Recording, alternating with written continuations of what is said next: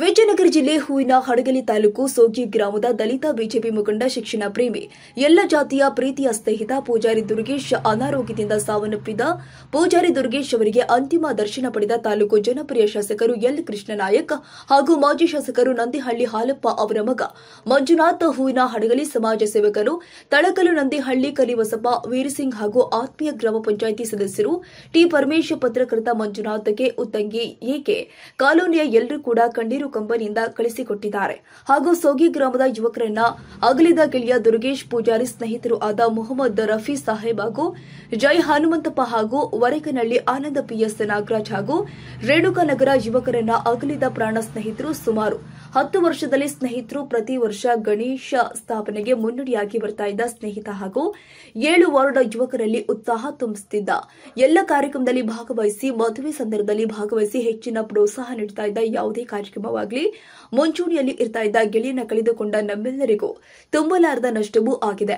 ನಮ್ಮೆಲ್ಲರ ಪ್ರಾಣ ಸ್ನೇಹಿತನಾದ ದುರ್ಗೇಶ್ ಪೂಜಾರಿ ಕುಟುಂಬಕ್ಕೆ ಧೈರ್ಯ ತುಂಬುವ ಜೊತೆಗೆ ಆ ಕುಟುಂಬದ ಜೊತೆಗೆ ನಾವೆಲ್ಲರೂ ಕೂಡ ಒಂದಾಗಿ ಇರೋಣ. ಆದರೆ ನಮ್ಮ ಸ್ನೇಹಿತರ ಆತ್ಮಕ್ಕೆ ಶಾಂತಿ ಸಿಗುತ್ತೆ.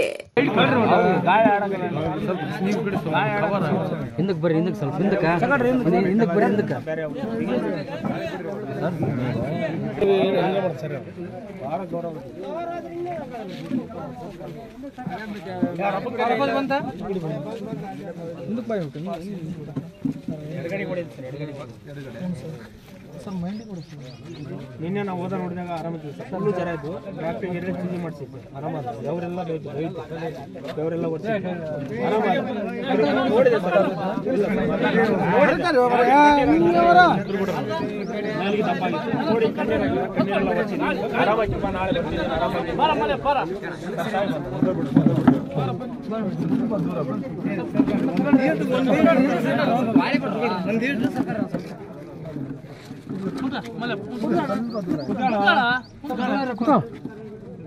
ಇನ್ನೊಬ್ಬ ಎದುರುಬೇಡ, ಇನ್ನೊಬ್ಬ ಜಾಗ ಕೊಡ್ರಿ, ಇನ್ನೊಬ್ಬ ಎಲ್ಲಿ ಹೋಗಿಲ್ಲ, ಬರ್ದಾನ ಮಗ.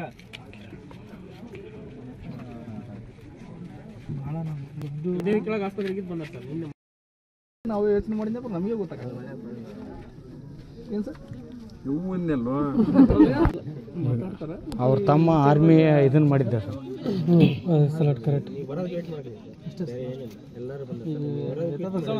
ಸರ್. ಅವರು ಸರ್ ಶ್ರೀಕಾಂತ್ ಅವ್ರ ತಮ್ಮ ಆರ್ಮಿ ಸರ್. ಈಗ ಸರ್ ಸರ್ ಅವ್ರ ತಮ್ಮ ಆರ್ಮಿ ಟ್ರೈನಿಂಗ್ ಮುಗಿಸಿದಾನೆ ಸರ್. ಈಗ ಅವನಿಗೆ ಯಾಕೆ ಅನಾವಶ್ಯಕವಾಗಿ ಮಾನಸಿಕ ಆಯ್ತಂದರೆ, ನಾನು ಇಷ್ಟು ವರ್ಷ ಟ್ರೈನಿಂಗ್ ಮುಗಿಸ್ಕೊಂಡು ಬಂದು ಇಲ್ಲೆಲ್ಲರಿದ್ರಿಗೇನು ನಾನು ಆರ್ಮಿಯಲ್ಲಿ ಸೆಲೆಕ್ಷನ್ ಹಾಕೀನಿ ಅನ್ನೋದೊಂದು ಅವನ ಮೇಲೆ ಅಭಿಮಾನ ಹೊಂದಿತ್ತು. ಅದು ಸೆಲೆಕ್ಷನ್ ಆಗದಕ್ಕೆ ಅವನಿಗೆ ಮಾನಸಿಕವಾಗಿ ಒತ್ತಡದಿಂದ ಮಾನಸಿಕಕ್ಕೆ ಹೋಗ್ಬಿಟ್ಟು ಮೆಂಟಾಲಿಟಿ ಆಗಿ ಅವ್ನು ತೋರ್ಸಕ್ಕೆ ಹೋಗಿ ಇವನು ಅವನ ಚಿಂತೆಯಲ್ಲಿ ಈ ಥರ ಆಗ್ಬಿಡ್ತು ಸರ್. ಈಗ ನಮ್ಮ ತಮ್ಮನೇ ಹಿಂಗೆ ಆಗ್ಬಿಟ್ನಲ್ಲ. ಫೇಲ್ ಆಗಿಲ್ಲ, ಸೆಲೆಕ್ಟೆಡ್ ಆಗಲಿಲ್ಲ. ಅವನು ಸಂಬಳ ಇದ್ದು ಬೇರೆ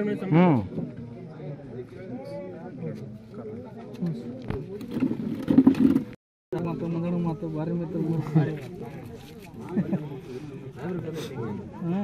ಪುಟ್ಟಪುರ ಮತ್ತೆ ನೀಡ್ತಿದ್ದಿಲ್ಲ.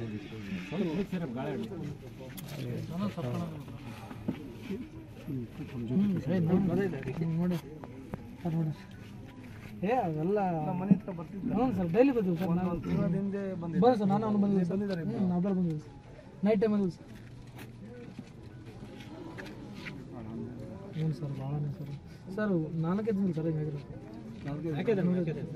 ಸರ್. ಮೊನ್ನೆ ಶುಕ್ರವಾರ ಮುಡಿತು, ನಿನ್ನೆ ನೈಟು ಅದೇನು ಬಿಡ್ಸ್ ಬರುತ್ತೆ. ಇನ್ನು ನಾನು ನೈಟ್ ನೋಡ್ಕೊಂಡ್ ಬಂದಿದ್ದೆ, ಬಿಡ್ಸ್ ಬಂದ ಹೆಂಗೆ ಸರ್. ನೈಟ್ ನೋಡ್ಕೊಂಡ್ ಬಂದಿದ್ದೆ ಸರ್. ಅಲ್ಲಿ ನಾವು NP ಹೋಗ್ತೀವಿ ನೈಟ್, ಬೆಳಗ್ಗೆ ನೋಡ್ಕೊಂಡು NP ಹೋಗ್ರಿ, ನಾವು ನಾಳೆ ಅಡ್ಜಸ್ಟ್ ಮಾಡ್ಕೊಂತೀವಲ್ಲ ಅಂತ ಹೇಳಿ ಸರ್. ಅವ್ರು ಡಾಕ್ಟ್ರನ್ನ ಬೆಳಗ್ಗೆ ನೋಡೋಣ ಅಂತ ಹೇಳಿದ್ರು. ಇವ್ರು ಅಣ್ಣರು ಅವರೆಲ್ಲ ಬಂದರು ಸರ್. ಇಲ್ಲ ಡಾಕ್ಟರ್ ಕೂಡ ಅವರು ನೋಡೇನು ಇಲ್ಲಾಂದ್ರೆ 4 ಅಟ್ಯಾಕ್ ಅಂತ ಹೇಳಿದ್ರು. 4 ಟೈಪ್ನಲ್ಲಿ ಅಟ್ಯಾಕ್ ಆಗ್ಬೋದು ಅಂತ ಹೇಳಿದ್ರು. ಅವರು 7 ತಿಂಗಳಿಂದ 7 ದಿನದಿಂದ ಯಾಕೆ ಕಾಯಿಲೆ ಬರ್ತದೆ ಅಂತ ಹೇಳಕ್ ಬರಲ್ಲ ಅಂತ ಹೇಳಿ. ಅಲ್ಲ, 7 ತಿಂಗಳಿಂದ ಜ್ವರ ಇತ್ತು ಸರ್, ಮೈಂಡಲ್ಲಿ ಮೊದಲಿಂದ ಇರೋ ಸರ್. ಆ ಥರ ಎಲ್ಲ ಹೇಳಿದ್ರು ಅವರಿಗೆ. ನಾವು NP ಹೋಗ್ರೆ ನಿಮಗೆ ಫೋನ್ ಮಾಡ್ಕೊಂಡ್ರಿ ಸರ್. ಮತ್ತು ನಾನು ನಿನ್ನೆ ಹಚ್ಚಿ ಕೊಡೋಣ ಸರ್, ಮತ್ತೆ ಭಾಳ ಎಲೆಕ್ಷನ್ ಬಿಜಿ ಇರ್ತಾರೆ, ಬ್ಯಾಡ ಬಿಡ ಅಂತ ಹಂಗಾಗಿ ನಾವು ಸುಮ್ಮನೆ ಏನೋ ಆರಾಮಾಗಿ ಕಣ್ ತೆಗೆದು ನೋಡಿರಲ್ಲ ಸರ್, ನಮಗೆ ಕಣ್ ತೆಗೆದು ನೋಡಿ ಅಳಗಿಸ್ಬಿಡಿ ಸರ್ ಅವ್ನು.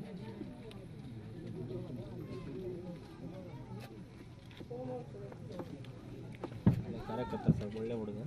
ಡಾಕ್ಟರ್ ಕೂಡ ಅವರೆಲ್ಲ ಇವತ್ತು ಯಾಕೆ ಸರ್ ಈಗ ಒಂದೇನೋ ಗಾಳಿ ಬಿಡ್ರಪ್ಪ ಪಾಪ. MLA ಬಂದ್ಮೇಲೆ ಈ ಥರ ಹಾಗೆ ಆಕತಿ, ಯಾಕಂದ್ರೆ ಗಾಳಿ ಯಾರು ಬಿಡಲ್ಲ.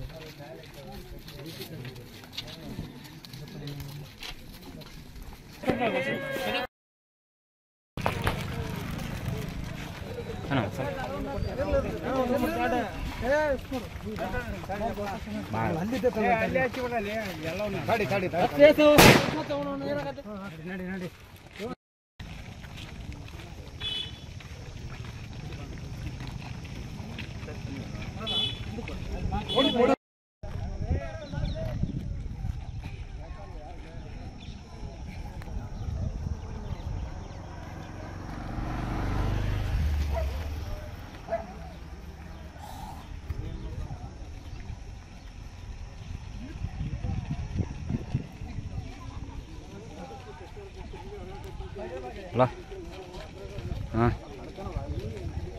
ಮಾಡ್ತೀನಿ ಹಾಂ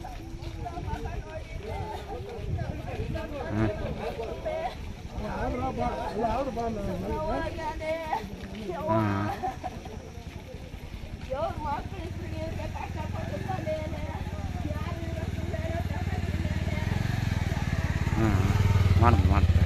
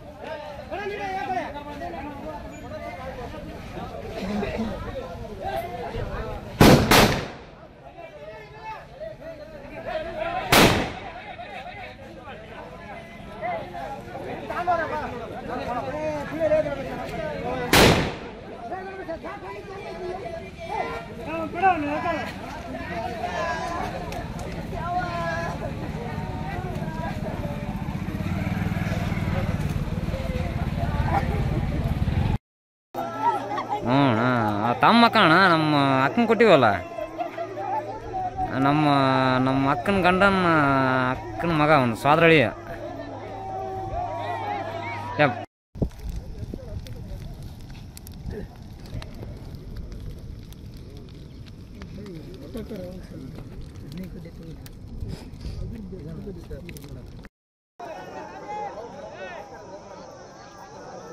ಅವನು ಮುತ್ತೂಟ್ರಲ್ಲಿದ್ದು ನೋಡ ಅವನು.